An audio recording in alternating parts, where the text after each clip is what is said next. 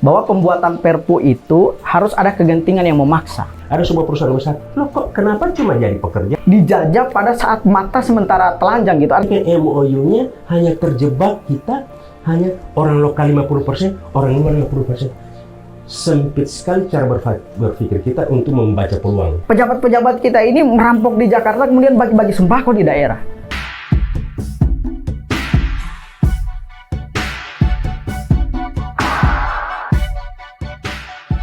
Halo teman-teman semua, selamat sore. Berjumpa lagi dengan saya, host Suci ID.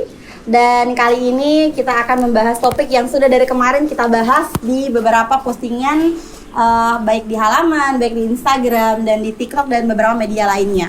Teman-teman, hari ini topik ini sangat kontroversial, dan memang di pemerintah pusat pun, baik di kalangan aktivis, juga dari kalangan politikus dan sebagainya, ini menjadi pembahasan yang sangat hangat, ya ini pengesahan Perpu Cipta Kerja, di mana kemarin telah disahkan oleh Ketua DPR RI, Ibu Puan Maharani, dan kemudian mendapat respon yang sangat cepat dari Badan Eksekutif Mahasiswa Universitas Indonesia, di mana mereka bahkan hingga mengganti gambar Ibu Puan Maharani menjadi berbadan tikus dan mengganti akronim dari DPR menjadi Dewan Perampok Rakyat, di mana ini adalah salah satu sikap dan bentuk protes yang secara nyata baik di media, apalagi di media sosial ya teman-teman kalian. Hari ini teman-teman sudah bersama saya Bapak Arman Mustafa dan Abang Fian Hamzah, yang dalam hal ini mereka berdua adalah selain anggota DPR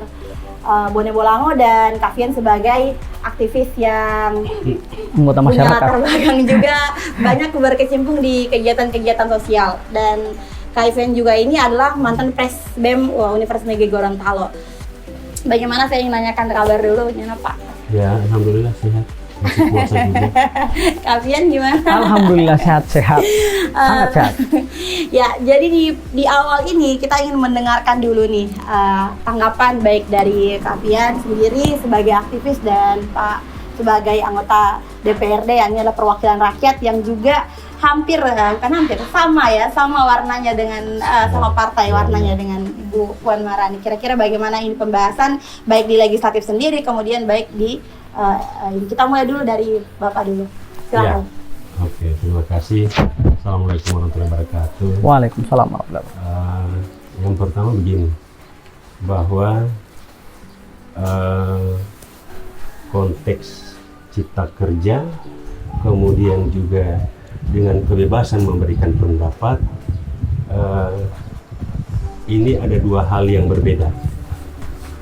Terkait kebebasan berpendapat, kami juga dari PDI Perjuangan sangat menghormati sikap kritis, masukan, saran, dan selama ini juga PDI Perjuangan juga tidak anti kritik, tidak anti juga diberi masukan. Hanya memang perlu dibuat kebebasan memberikan pendapat ini lebih konstruktif, kemudian lebih elegan, kemudian lebih menghormati martabat. Kemudian terkait keputusan politik mengenai Undang-Undang Cipta Kerja, itu tidak sekedar Mbak Puan, itu kan lembaga politik, kemudian ada 540 orang ada di dalamnya, kemudian ada 9 fraksi di dalamnya. Kami juga menyayangkan kenapa hanya Mbak Puan yang jadi sorotan teman-teman dari mahasiswa Indonesia. Tapi kritik dan kebebasan berpendapat sekali lagi itu juga menjadi inspirasi perjuangan dari PDI Perjuangan juga. Cuma memang harus ditempatkan pada jalur-jalurnya, sehingga memang teriakan teman-teman mahasiswa, masukan teman-teman mahasiswa, kritik dari teman-teman mahasiswa, bagaimana bisa terakomodir, bisa tersalur dan sebagainya. Sehingga ini bukan sekedar memberikan ekspresi, mengkritik, membenci, kemudian tidak suka, tapi goalnya tidak ada. Kan sama saja perjuangannya tidak ada nilai, tidak bernilai. Saya juga termasuk juga mahasiswa di era 90-an. Kami juga cukup mengerti. Hari ini mahasiswa nyaris juga tidak memiliki lawan yang sepadan dalam arti tanda kutip lawan. Di era 90-an memang lawannya cukup jelas, yaitu rejim Orde Baru yang memang sudah sangat masif dan lain sebagainya waktu itu. Nah, mahasiswa hari ini seolah-olah nyaris tidak memiliki lawan dalam arti tanda kutip, sehingga kami lihat bahwa agak sedikit sembrono memberikan kritik, kemudian juga memberikan pendapat, bahkan sudah ke personal, bukan lagi kepada konteks, tapi ya sudah hal-hal yang paling tidak ya setiap orang memiliki martabat. Nah, sikap kami juga cukup menyayangkan terhadap cara-cara seperti yang ada gambar-gambar yang separuh binatang kemudian dan sebagainya. Kami juga sangat prihatin itu, dan terus terang juga sikap PDI Perjuangan, ya sikap kritis teman-teman mahasiswa jangan sampai jadi ajang untuk merendahkan martabat, kemudian seolah-olah tidak lagi bernilai. Padahal juga pemerintah di sisi lain juga membutuhkan kritik, membutuhkan masukan. Ya kira-kira itu pandangan saya secara melihat perkembangan yang ada. Ya Pak. Baik, itu mungkin tanggapan dari Bapak. Baik, teman-teman semua, hari ini saya dan tim riset juga kemarin sudah mencoba meriset beberapa informasi-informasi, dan ternyata tindakan ini bukan tindakan yang pertama kali. Dulu juga pernah mereka membuat meme yang sama nih kepada Ibu Puan Maharani, di mana Ibu Puan dijadikan sebagai salah satu tokoh perempuan pertama yang tidak peduli dengan buruh. Tokoh perempuan pertama. Nah, ini juga kita minta tanggapan dulu, bagaimana dulu dari Kak Fian, kemudian kita kembalikan ke Bapak. Bagaimana Bang Fian? Ya, terima kasih atas kesempatan yang telah diberikan kepada saya, dan yang paling saya hormati Bang Amran yang juga guru saya. Dulu waktu di Pengkaderan, waktu saya masuk kampus itu, sebelum saya masuk kampus itu, beliau yang kasih materi. Dan hari ini saya sangat bersyukur ketika dipertemukan dengan dua kursi yang berbeda, tetapi bersampingan. Itu satu kebanggaan dari saya sendiri mungkin, Bang. Berikut soal, saya juga ingin apresiasi Bang Amran Mustafa yang juga barangkali hadir pada kesempatan hari ini, karena memang banyak politikus yang ketika diundang ada gejolak-gejolak seperti ini, kadang-kadang tidak mau hadir. Dan ini sikap gentle dari Abang sendiri untuk hadir pada sore hari ini, untuk memberikan banyak pemikiran banding terhadap kritik-kritik yang disampaikan oleh kawan-kawan di BEM UI dan BEM-BEM lain. Nah, saya ingin mendudukan soal kepentingan rakyat, kritik, dan juga kepentingan pemerintah seperti apa. Pertama, kalau kita tarik lebih jauh, ini kalau bicara soal perpunya ya, kalau kemudian kita tarik lebih jauh soal perpu, maka dasarnya adalah Undang-Undang Dasar 1945 yang termaktub dalam pasal 22, itu jelas bahwa pembuatan perpu itu harus ada kegentingan yang memaksa. Nah, sekarang itu kawan-kawan BEM UI itu secara kajiannya tidak ada kegentingan yang memaksa yang hari ini diperlihatkan atau dirasakan di negara kita. Benar sekali. Bahkan mereka membuat tim pembentukan, tim khusus untuk yang mengkaji terkait dengan pembentukan undang-undang itu. Betul. Ya. Nah, kalau kemudian kita pahami secara bersama, pembentukan Perpu itu kan, pengesahan Perpu itu kan ada kegentingan yang memaksa di dalamnya. Kalau kemudian kita merujuk pada keputusan Mahkamah Konstitusi misalnya di nomor 138 tahun 2009, ada 3 kriteria kepentingan yang memaksa yang kalau misalnya kita merujuk pada keputusan Mahkamah Konstitusi. 1, tidak adanya hukum. Yang kedua, dibutuhkan hukum untuk mengisi kekosongan hukum itu sendiri. Yang ketiga, keadaan Perpu itu karena ketika mau buat undang-undang terlalu lama. Jadi dibutuhkan peraturan pengganti undang-undang yang cepat untuk dieksekusi. Nah, hal ini kemudian tidak ditemui di negara saat ini. Tidak ada kepentingan yang mendesak, tidak ada kepentingan yang memaksa untuk kemudian Perpu ini harus lahir. Dan di situ juga ada tanggung jawab dari kawan-kawan yang ada di legislatif, terutama yang ada di Senayan saat ini. Ketika mereka mengiyakan, menyetujui, berarti mereka telah meloloskan Perpu tersebut. Nah, oleh karena ini, saya khawatir justru begini sebenarnya. Anggota DPR kita ini tidak banyak melakukan riset, tidak banyak melakukan, atau mungkin barangkali, mohon maaf mungkin Bang ya, ini bukan secara personal, mungkin anggota DPR kita ini tidak banyak melakukan bacaan-bacaan yang barangkali itu dibutuhkan. Dalam arti gini, kan jelas kan waktu Undang-Undang Cipta Kerja itu terbit, ada yang mengajukan di Mahkamah Konstitusi, dan itu dalam amar putusan Mahkamah Konstitusi itu juga jelas loh. Di dalam amar putusan itu memerintahkan pembentuk Undang-Undang Cipta Kerja untuk melakukan revisi selama 2 tahun. Ya. Nah, itu tidak diindahkan oleh pemerintah kita, tidak diindahkan oleh presiden, dan tidak diindahkan oleh DPR. Artinya mereka tidak punya itikat baik terhadap hal itu. Nah, di sini kemudian harus didudukan. Bentuk kritik yang disampaikan oleh kawan-kawan BEM UI, oleh kawan-kawan lain itu adalah kritik yang membangun, adalah kritik yang disampaikan untuk semata-mata harus ada yang diperbaiki dalam sistem ini. Yang anehnya gini, kawan-kawan, anehnya ini mungkin satu keanehan bagi saya, Bang Amran, bahwa ada beberapa politisi itu lebih terjerumus pada soal meme Ibu Puan Maharani. Coba berdebat pada hal-hal yang substansial, berdebat pada poin-poin yang disampaikan oleh kawan-kawan BEM UI. Selama ini tidak ada ruang perdebatan yang dibuka. Kenapa kawan-kawan memberikan kritik? Ini justru yang dilahirkan adalah ini meme Puan Maharani tidak yang dilakukan oleh kawan-kawan BEM UI sangat tidak akademis dan lain sebagainya. Itu yang dilakukan oleh kawan-kawan politisi hari ini. Nah, saya sih berharap perdebatan itu harusnya perdebatan pada poin-poin yang disampaikan oleh kawan-kawan BEM UI dan kawan-kawan lain. Saya pikir kritik itu hal yang biasa. Apalagi Bang Amran tadi juga mengapresiasi kalau misalnya kritik itu ditunjukkan untuk membangun. Kira-kira begitu pandangan awal saya. Nah, ya nih Bang, ini sekedar sebelum kami berikan kesempatan kepada Abang, ini saya tambahkan dulu dari hasil tim riset kami, Suci ID.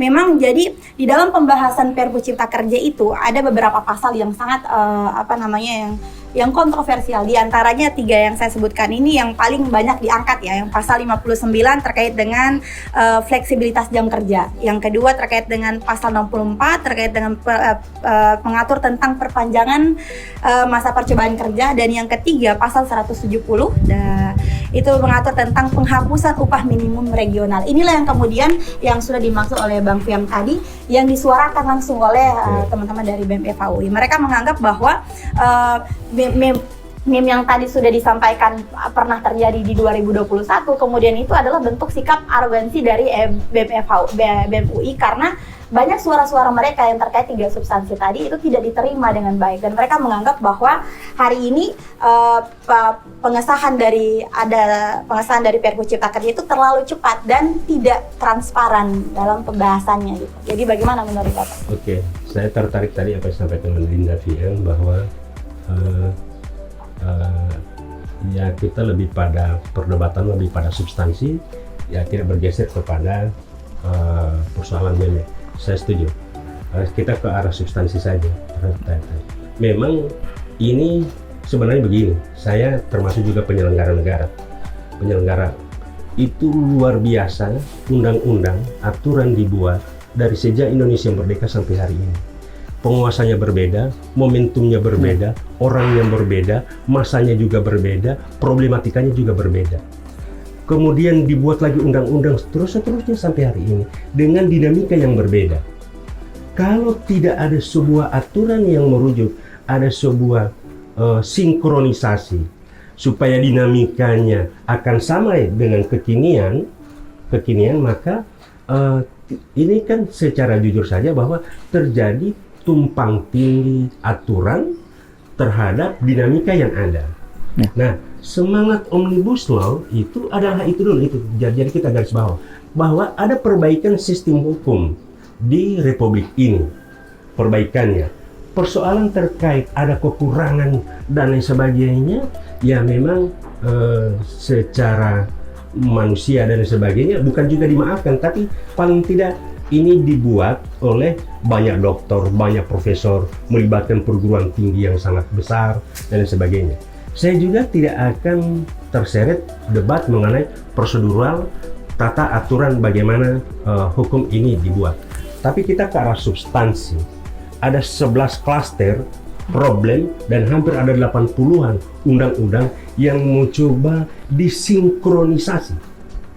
Itu problem hari ini, kita mau buat A terhambat dengan aturan B. Kita mau bikin C itu terhambat dengan aturan D. Hampir nyaris semua pengambil kebijakan, eksekutor itu, semua kebijakan sangat sulit untuk dilakukan mengeksekusi.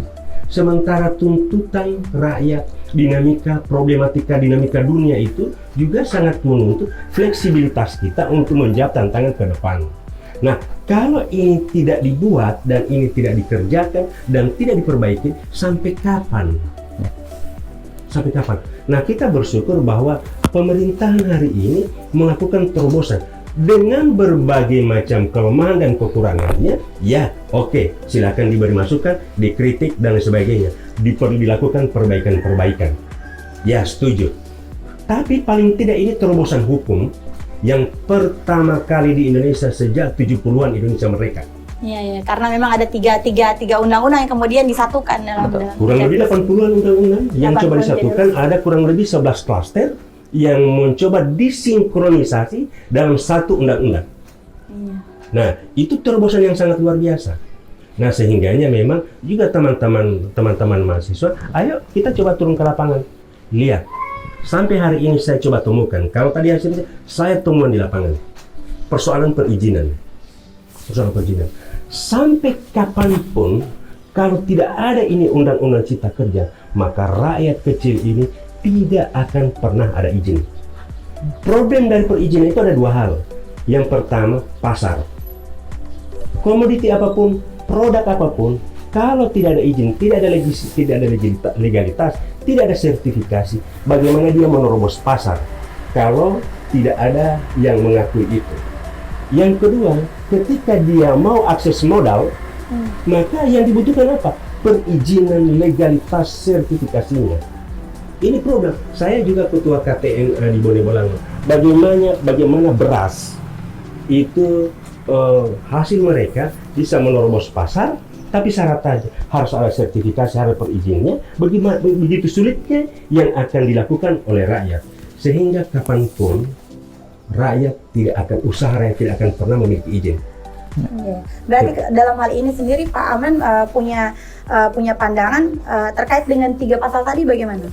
Saya begini, kan saya tidak terlalu bicara tentang buruh karena mungkin teman-teman itu, tapi saya lebih pada kemudahan. Ada 11 klaster sih. Saya lebih pada kemudahan perizinan. Berarti poin-poin yang tadi ini sangat-sangat dipermudah untuk bagi kaum buruh gitu, seperti itu. Tapi itu kan debatable juga, ada mengenai hal-hal itu. Saya tidak terlalu terkait bicara itu karena selama ini saya juga kurang konsen karena di Gorontalo problematika buruh belum terlalu tidak sama dengan karena ini daerah masih agraris. Yaitu yang persoalan buruh itu kan sudah di daerah-daerah yang industri. Nah, problematikanya mengenai itu paling banyak di luar. Tapi Gorontalo dalam hal ini Bapak, kami juga banyak mendapatkan informasi bahwa saat ini Gorontalo dengan sudah mulai banyak aktivitas-aktivitas dari perusahaan luar yang mulai, artinya ini kan kalau seandainya pun undang-undang Perpu Cipta Kerja, tambang ilegal. Iya, Perpu Cipta Kerja ini mulai disahkan, dan otomatis akan berpengaruh di mungkin belum tahun ini, di 2, 3 sampai 10 tahun yang akan datang mungkin akan berpengaruh pada kita, apalagi perusahaan yang hari ini di Gorontalo sendiri sudah mulai beroperasi, itu dari Powato, Bone Bolango, Bualemo juga saat ini. Nah, itu bagaimana menurut Bapak dengan saya kan begini, karena mungkin dinamika yang ada di Gorontalo belum memantik kita punya cara berpikir untuk ke arah situ, karena problematikanya kita adalah selama ini adalah di kemudahan perizinan. Contoh, saya ada beberapa anak muda, beberapa mahasiswa yang coba kita galang. Sekarang mereka bisa mendirikan perusahaan PT perorangan dengan ongkos 50.000. Dulu jangan pernah impian memiliki badan hukum, kemudian dengan ongkos 50.000. Sekarang dengan ongkos 50.000, orang bisa bikin badan hukum. Ini bikin PT boleh. Apakah itu bagian dari kemudahan dan hadirnya Perpu Cipta Kerja ini? Salah satu itu sebentar. Nah, kalau seluruh UMKM, seluruh pelaku usaha dan sebagainya memiliki badan hukum, maka pasarnya boleh dia terobos, kemudian akses juga permodalan juga bisa dia terobos. Akhirnya dia bisa menyelesaikan masalah. Nah, itu yang coba diselesaikan. Hari ini saya ada beberapa teman-teman kita mendirikan di KTN juga mendirikan bagaimana membangun supaya keren juga kan, walaupun mereka usaha penanaman cabai tapi PT. PT. Hanya dengan ongkos 50.000 itu bisa mereka mendirikan badan hukum dan diakui oleh negara loh. Diakui oleh negara, kemudian komoditinya bisa izin sertifikasinya, bisa izin komoditinya, izin edarnya, keamanan pangannya juga bisa. Itu kemudian di Bone Bolango, Pak? Ya, sementara kita coba di Bone Bolango untuk ada beberapa anak muda yang coba kita sementara kita coba garap, bukan garap lah, tapi semacam kita bimbing ke arah itu supaya tantangan ke depan ini bukan persoalan kita membela siapa dan siapa yang dibela, bukan. Persoalan bagaimana kita eksistensi diri masing-masing, terhadap bagaimana kita mencoba menjawab tantangan ke depan, seperti itu. Nah, peluang-peluang yang ada itu yang coba kita bangun. Saya jujur saja memang agak ini persoalan ideologis juga sih. Sebenarnya kalau coba kita bangun, jadi buruh itu kan hasilnya dari proses kapitalis. Sebenarnya itu memang hasilnya itu. Tapi kalau dengan sistem sosialis Indonesia sebenarnya tidak seperti itu. Cuma memang kenyataannya sistem industrialisasi yang terjadi, maka ada kaum pekerja, juga ada kaum kapitalis. Tapi kalau untuk coba di Gorontalo apa semua, ya saya juga kadang-kadang juga berharap teman-teman, ya bos, kenapa hanya mau jadi karyawan? Kenapa hanya mau jadi mau diupah? Kenapa tidak membangun usaha sendiri, kemudian jadi tuan tanah sendiri, mengatur diri sendiri, kemudian jadi bos diri sendiri? Banyak peluang, banyak tantangan, undang-undang cipta kerja ini banyak membawa harapan, membuka peluang. Ayo kita song-song dengan berbagai macam kelemahan dan kekurangan undang-undang cipta kerja, tapi ke depan ini yang kita peluang-peluang yang kita baca dan ambil itu, bos. Saya sampaikan itu. Nah, itu juga yang harus kita coba tuju. Ini persoalan perbedaan harus perlu edukasi juga. Perlu edukasi, kita coba bawa ke lapangan. Kalau semua Vian kita dorong hanya jadi pekerja, jadi buruh, jadi pekerja, jadi buruh, bos, berapa sih terampil gaji kalau mau jadi? Betul. Ya. Tapi kalau dorong jadi petani rica, jadi udang, kemudian kebun tomat, pepaya, pisang, cingkeh dan sebagainya. Kalau mereka itu bangun usaha itu, mereka jadi dirinya sendiri. Dan hari ini jujur saja, saya bisa buktikan, saya juga anak petani. Dari sebuah komoditi kelapa, komoditi jagung, dari sapi, saya juga sampai hari ini berdiri hari ini gara-gara itu. Nah, maka peluang-peluang di Undang-Undang Cipta Kerja ini memang terlepas dari kelemahan dan kekurangannya, tapi saya membaca bahwa banyak peluang, banyak hal yang harus dibaca oleh anak-anak muda, dan itu harus dimanfaatkan sebaik-baiknya. Nah, menurut Bapak sendiri nih, terkait dengan beberapa poin yang kontroversial tadi, apakah kalaupun di ke depan hari, ini kan sudah disahkan yang kemarin oleh DPR RI, kira-kira bagaimana menurut Bapak dengan beberapa pasal yang kontroversial yang membawa polemik saat ini? Apakah akan baiknya untuk direvisi kembali apa seperti apa? Kan memang ada prosedurnya, harus makan semua. Yang jelaskan begini, ini kan sudah diketuk, kemudian tinggal setelah ini mau ditandatangani ditandatangani oleh presiden. Supaya masuk lembaran negara. Setelah itu kan jadi undang-undang. Maka masih ada prosedur lainnya juga lewat MK, lewat apa. Jadi kalau saran saya, kalau memang ada hal-hal yang kurang berkenaan terkait buruh tadi, maka pemerintah juga perlu dikritik, diberi masukan. Kemudian langkah-langkah yang kita bersepakat, Indonesia ini negara hukum, ada konstitusi yang mengatur, selain ruang-ruang mimbar bebas diberikan, maka koridor-koridor hukum juga tolong dimanfaatkan juga sebaik-baiknya. Ada MK dan sebagainya. Nah, kira-kira dari Abang Fian sendiri, bagaimana tanggapan Abang Fian setelah mendengarkan apa yang sudah disampaikan oleh Pak Amran tadi? Ya, luar biasa sekali memang penjelasan. Kalau memang Bang Amran sudah menjelaskan, semua pasti diam. Kira-kira begitu. Cuman yang menarik tadi itu soal perizinan, Bang. Jadi memang ada kemudahan, betul ada kemudahan. Dalam Undang-Undang Omnibus Law itu kan memang ada kemudahan. Dan itu harus diakui, harus fair dong. Artinya kalau mengkritisi, ya oke kritisi. Tapi kalau ada yang harus diapresiasi, harus diapresiasi.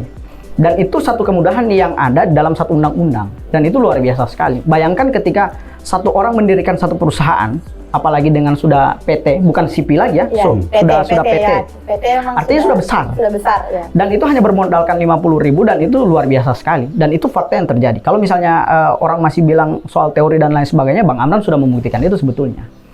Cuman memang kalau tadi kita balik lagi pada poin-poin yang disampaikan oleh Suci tadi, sebetulnya bukan hanya 3 pasal itu, Iya, tapi ada beberapa pasal lainnya juga yang perlu untuk dikritisi. Yang barangkali mungkin memang yang paling banyak tersentuh itu adalah soal buruh.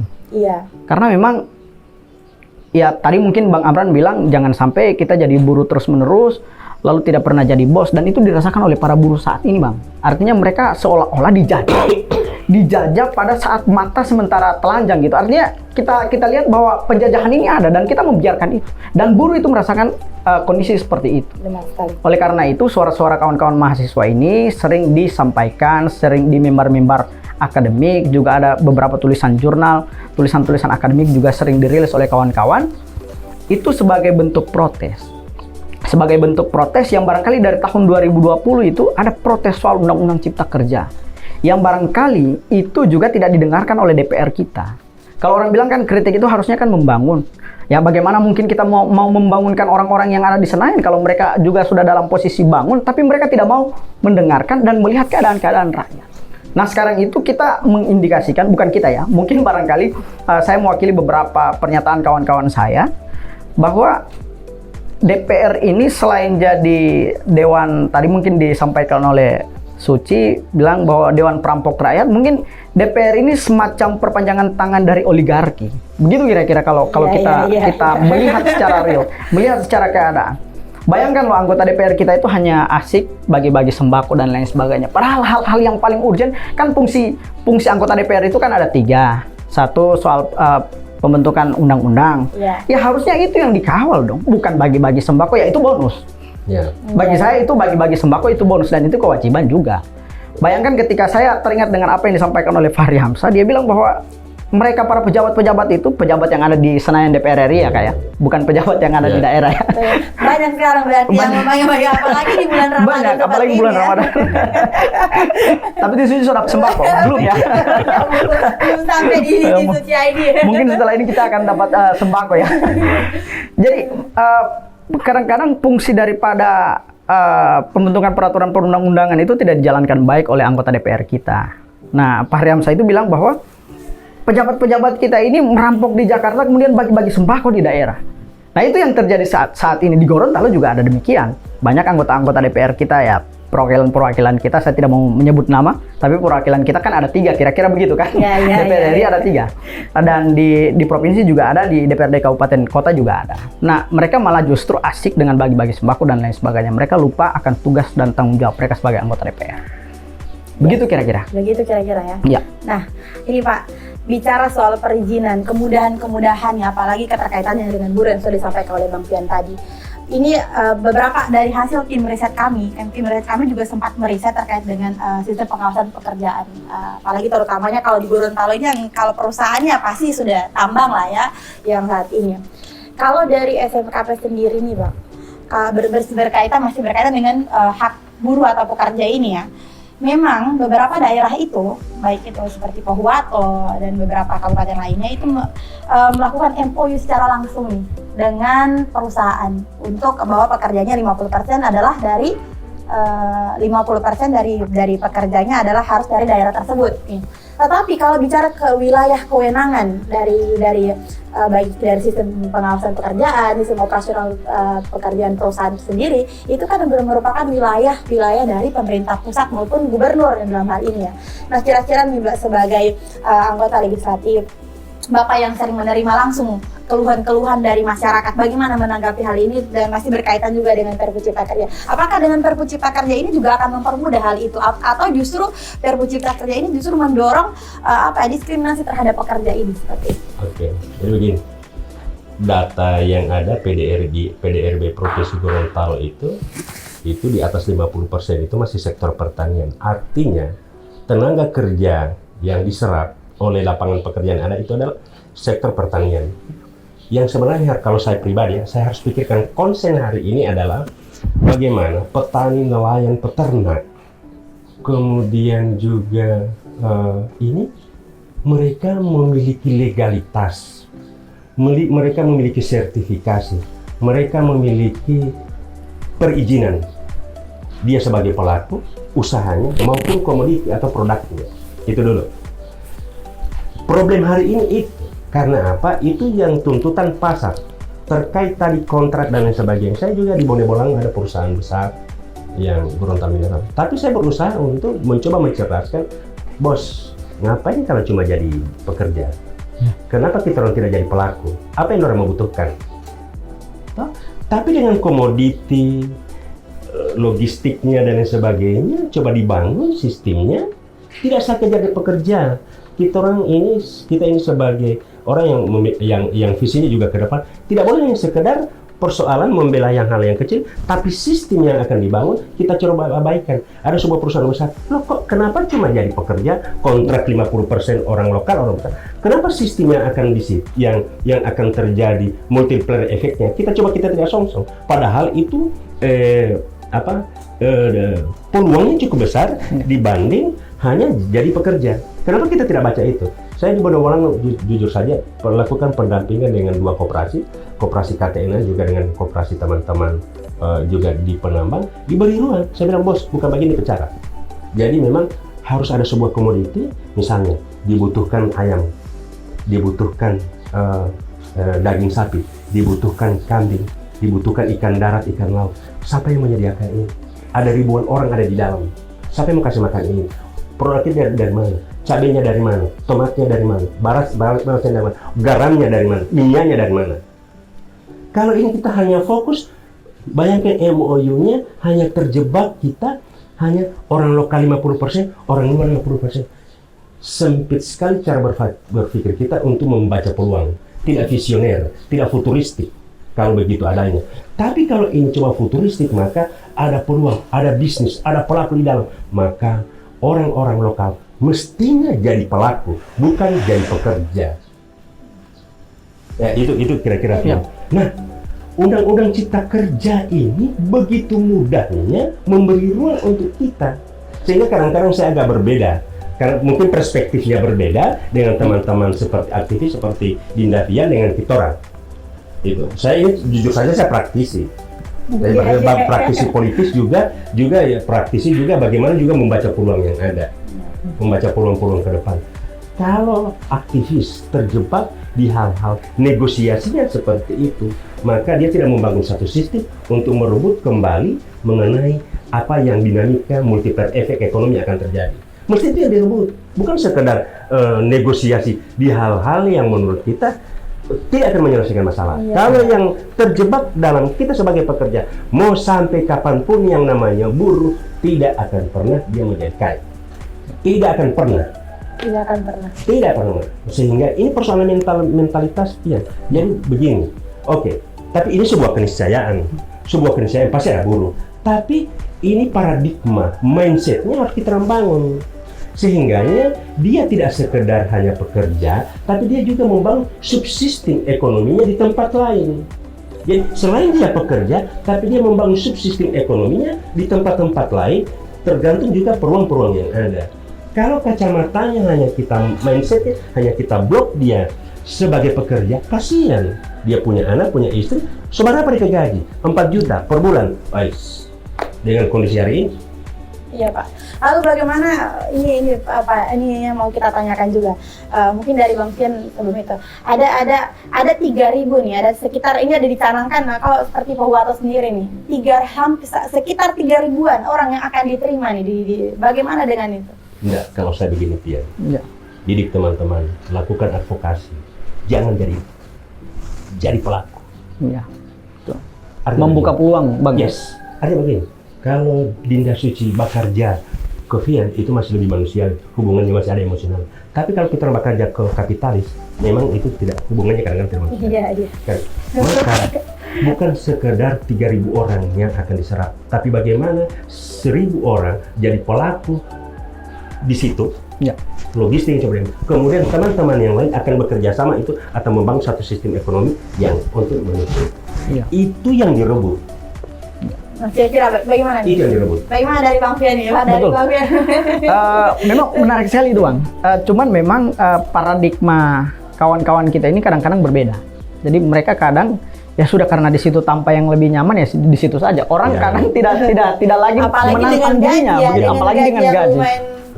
Yang namanya pekerja tidak ada pekerja hari ini langsung simsalabim dapat gaji 10 juta 1 bulan. Iya. Enggak. Kalau pengusaha bisa saja. Enggak. Itu bertahun-tahun dapat gaji 10 juta. Baru itu dapat gaji 10 juta. Bertahun-tahun baru itu dapat gaji 10 juta. Betul. Nah, kalau ada istri, ada anak 2. Iya. Kita bagi-bagi terus. Apalagi kalau istri lebih dari satu. Itu lebih. Nah, sehingganya memang kalau kita yang begitu-begitu, jangan terjebak pada 3.000 orang, kemudian jadi dari mana, dia bekerja dari mana. Tapi bagaimana? Dorang 3.000 orang mau makan apa? Di dalam. Iya. Apa-apa yang mereka membutuhkan? Betul. Baju, ketel pak, keamanan, apanya, helmnya, APD-nya, APD-nya, ya. kemudian dia makan 3 kali 1 hari. Coba kalau dia 3.000, kalau dia makan 3 hari, misalnya manisannya pisang, berarti kalau dia 3 kali makan, 3.000 kali 3 berarti 9.000 potong pisang. Di mana 9.000 potong pisang sehari yang mau diambil di Pohuwato? Iya. Kalau ini tidak dibangun, bagaimana dia cara membangun? Tolong ada dana desa. Kenapa bukan pisang yang ditanam? Kenapa bukan pepaya yang ditanam? Kenapa bukan misalnya apa yang dibutuhkan? Semangka. Kenapa bukan itu yang didorong? Kenapa misalnya ikan laut, ikan darat, udang atau apa ya? Kebutuhannya dia pasti kalau dari luar negeri pasti ada tenaga kerja yang dibutuhkan. Pasti speknya dari luar negeri. Dia butuh stik, daging apa sama. Di mana sapi ketika dipotong? Iya. Kalau 3.000 orang kurang lebih, coba Dinda Suci, kita bikin pesta, undangan 300 orang, 1 kali makan, 1 malam. Bagaimana dia sibuk? Betul. 300 orang undangan, 1 kali makan, bagaimana dia sibuk?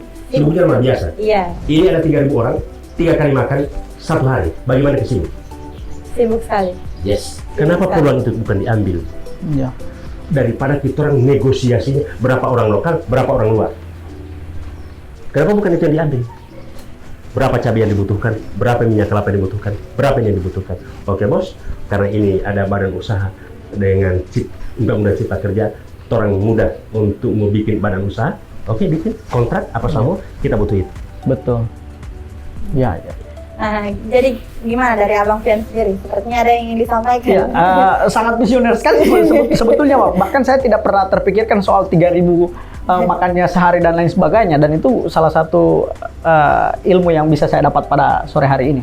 Cuman tadi kalau tadi Suci bilang ada sekitaran 3.000 orang, saya teringat dengan teman saya. Dia KTP Kabupaten Gorontalo mau pindah ke Pohuwato. Begitu kira-kira salah satu persyaratan itu ya, karena salah satunya harus orang Pohuwato, begitu kira-kira.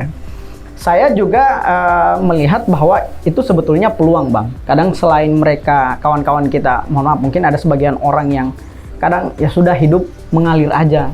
Hidup nggak usah ada tantangan. Ini soal mindset lagi, Bang. Seperti apa yang Abang sampaikan tadi, ini soal mindset lagi. Ya orang-orang itu ya kadang ya sudah mengalir aja seperti air. Kalau ada batu ya sudah pasti batu itu akan dilewati. Begitu kira-kira orang, sehingga tidak mau lagi mengambil tantangan-tantangan yang ada di depan. Begitu sih kalau saya melihat problem saat ini. Jadi menurut Bang Fian sendiri, dengan adanya posisi pengesahan, kita kembali lagi ke topik awal, pengesahan Perpu Cipta Kerja ini, Gorontalo ini diuntungkan atau seperti apa? Kalau perspektif saya, kalau kita membaca peluangnya dengan bagus, maka ini untung. Tapi kalau perspektif kita ini merugikan, maka ya sudah, turunannya juga, cara berpikirnya, paradigmanya juga pasti negatif. Tapi saya begini, salah satu sunnah Rasul itu, Nabi Muhammad itu pernah bahwa berpikir positif itu termasuk juga harus kita lakukan. Itu perintah Nabi 15 abad yang lalu. Berpikir, artinya begini,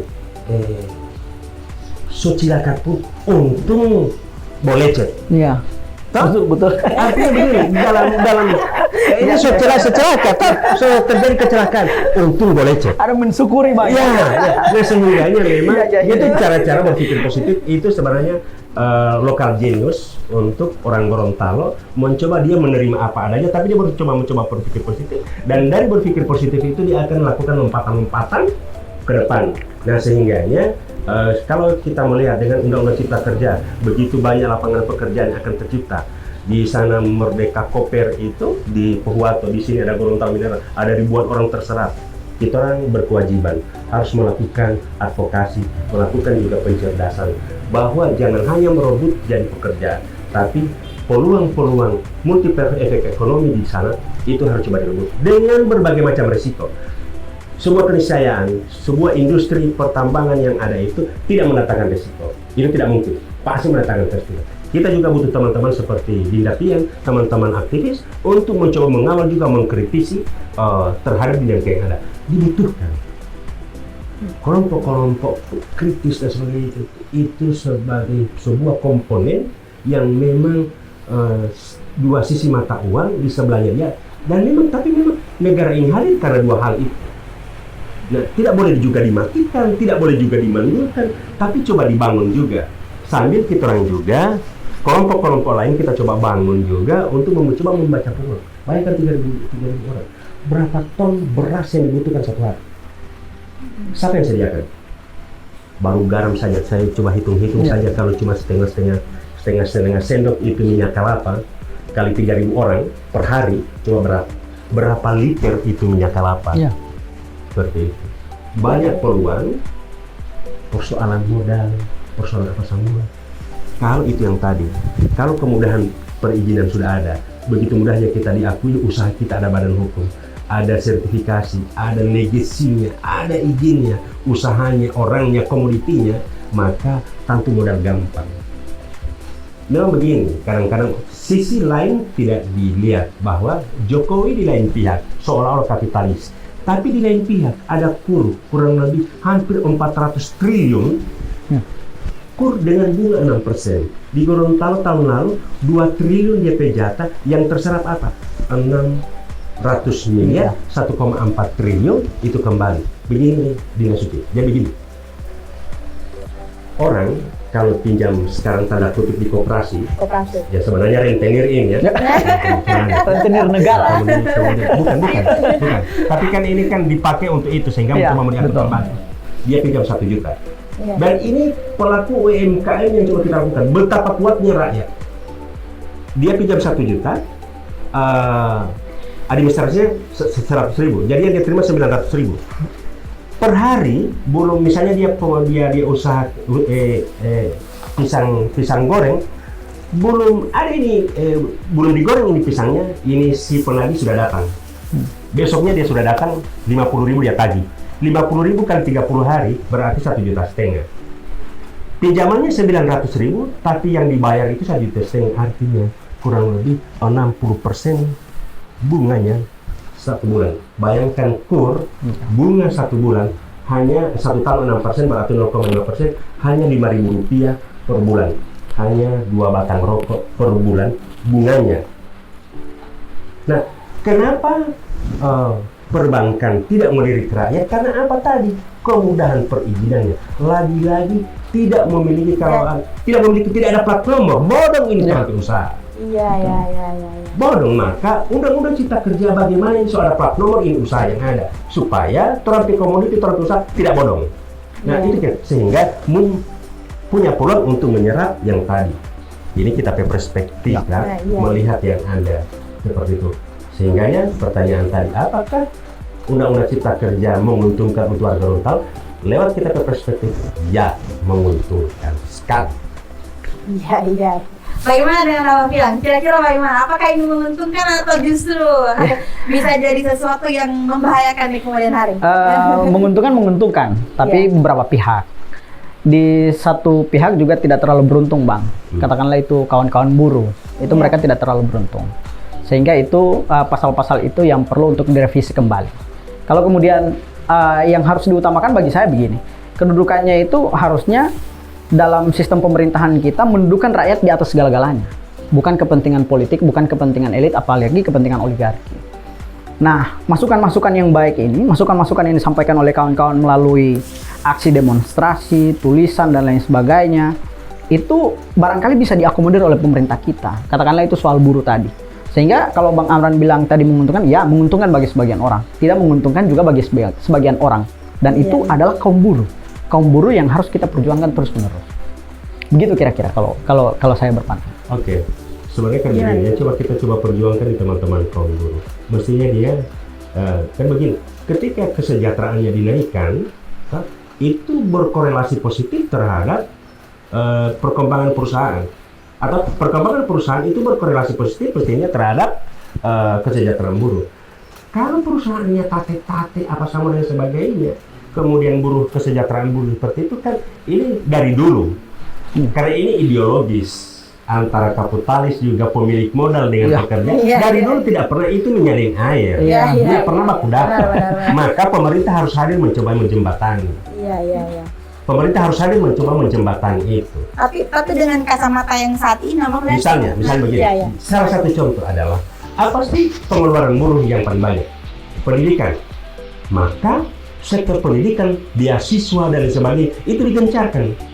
PKH dan sebagainya. Apalagi yang dikeluarkan. Yang kedua adalah kesehatan. Maka ini juga didorong oleh pemerintah, diberi dia BPJS ketenagakerjaan, diberi BPJS kesehatan, diberi seperti itu. Ini pengeluaran buruh ya. Kemudian misalnya dia ditransportasi, maka mestinya juga diberi dia, mestinya dia yang dapat bensin yang subsidi, subsidi. Kemudian listrik, maka sebenarnya karena dia buruh, maka tentu yang 450 watt, maka dia yang kena itu. Kemudian gas, LPG, mestinya dia yang kena itu. Sehingganya dengan ongkos 4 juta tadi dia misalnya pendapatannya 4 juta, di pengeluaran lain dia akan berkurang karena disubsidi secara langsung oleh pemerintah. Nah, begitu komprominya supaya ini si pemilik modal berkembang, tapi tidak mengucilkan kaum buruh. Kaum buruh tidak dikecilkan. Maka si pengusaha bayar pajaknya coba dikembalikan dengan beberapa program tadi ke buruh. LPG mestinya dia yang dapat, bensin mestinya dia yang dapat, BBM dia yang dapat, listrik mestinya dia yang dapat, BPJS mestinya dia, BPJS kesehatan, BPJS ketenagakerjaan, beasiswa dia harus dapat. Maka item pengeluarannya tiap bulan yang selama ini membengkak di sektor itu, di bidang-bidang itu akan tertutupi dengan bantuannya atau subsidinya dari pemerintah. Inilah rangkaian, cuma kadang-kadang dibenturkan. Sebenarnya juga gerakan-gerakan juga saya juga mencoba ya sudah, mau hampir pemilu. Semua hampir pemilu. Jadi ini Abang Bian Sementara sebuah rangkaian kalau coba kita cermati sampai saya tertarik. Oke, kita lagi diskusi mengenai substansi. Oke. Kalau bicara substansi, gimana? Ini kan pertarungan ideologis. Dari dulu minyak dan air ini, maka pemerintah hadir. Bagaimana bicara? BPJS pajak tinggi yang salah.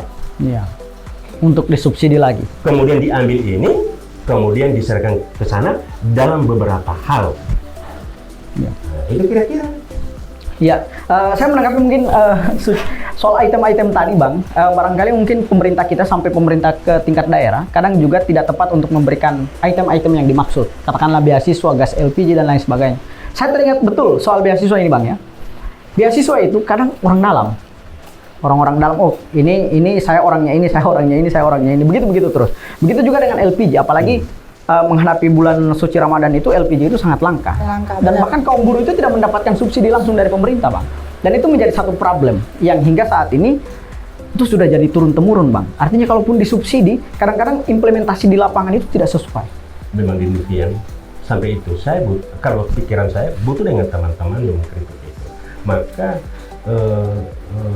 yang kejadian-kejadian di lapangan seperti itu mereka harus hadir. Di situ mereka harus hadir dalam sistem pembelaan terhadap ini kan orang PH, rakyat kecil PH, loh kok dirampas oleh orang yang sudah berada. Iya kan, nah ini mestinya juga hadir sehingga memang mau sampai kapanpun pemerintah butuh mahasiswa untuk supaya memang tampilannya kan dia agent of control. Iya. Nah, kan, ya memang sejak dari dulu juga mahasiswa juga harus memberi kontrak terhadap pemerintah di dalam beberapa hal. Iya. Di beberapa hal. Nah, cuma kalau Mehmet tadi ya itu tidak menjawab masalah. Tapi bukan tidak ada di pegol itu. Ya. Tapi kan bukan bakalan jadi debatable sebenarnya. Iya, sebenarnya. Tapi bukan KMM itu justru mengundang perhatian gitu. Bukan ya. Kadang-kadang juga begini. Teman-teman juga mahasiswa membuat itu. Ya sudah lah. Kan ini by design sudah bertempur di situ. Ini Iya, sudah iya, sebagai iya. mahasiswa sudah yang penting terus suara. Oh, jangan. Ini kan jangan seperti itu. Jangan seperti itu. Jangan seperti itu. Siap. Memang bahasa jangan-jangan itu kan dugaan. Ya. Bisa saja benar, bisa saja tidak. Ya. Dan itu tergantung orang menilainya seperti apa. Apalagi di tahun politik seperti ini semuanya serba sensitif. Ya. Apalagi Bu Puan Maharani itu kan digadang-gadang sebagai calon presiden. Ya. Nah, politikus PDIP itu sering bilang, mohon maaf, mungkin Bang ini tidak mengeneralisir, tapi memang ada salah satu pernyataan dari salah satu anggota DPR RI dari fraksi PDIP Perjuangan. Dia bilang bahwa gerakan yang dibangun oleh kawan-kawan mahasiswa ini adalah gerakan yang sudah ditumpangi oleh kepentingan-kepentingan elit. Tapi saya harus bilang bahwa mereka tidak menempatkan pada kepentingan elitnya, tapi kepentingan rakyatnya. Memang orang pasti akan berpandangan, ya ini untuk menghadapi 2024, bagaimana citra Puan Maharani itu bisa Puan Maharani ini bisa ditempur secara habis-habisan sehingga citranya makin buruk. Tadi kan mungkin di awal tadi Bang Amran bilang bahwa anggota DPR RI kita itu bukan hanya Puan Maharani. Tetapi kalau kemudian saya baca dari beberapa situs berita dan juga beberapa komunikasi yang saya tempuh dengan kawan-kawan yang ada di Jakarta sana, mereka menyampaikan bahwa Puan Maharani itu sebagai satu representatif dari keseluruhan anggota DPR RI yang situ. Ketika mereka pampang semua kayak tikus di situ, rata-rata semua orang anggota DPR RI itu bakal banyak. Iya. Sehingga mereka hanya mengambil satu ikon yang itu mewakili orang-orang yang ada dalam situ. Itu Ibu Puan Maharani. Itu penjelasan dari kawan-kawan di BEM UI dan kawan-kawan. Ini Puan Maharani. Kakeknya presiden. Ibunya presiden. Ibunya juga mantan wakil presiden. Ibunya. Dia perempuan pertama kali di Republik ini yang jadi ketua DPR RI. Ada begini. Terlepas dari berbagai macam hal kekurangan kelebihannya, tapi Eropa, Amerika, dan lain sebagainya negara-negara yang mendewakan demokrasi, kesamaan gender, Indonesia dengan Ibu Puan dijadikan jadi ketua DPR. Artinya begini, praktikalnya sudah seperti itu. Nah, ini juga begini, penghormatan. Indonesia sangat menghormati, atau PDI Perjuangan sangat menghormati perempuan.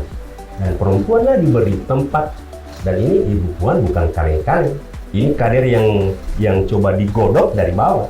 Iya. Digembleng juga dari bawah.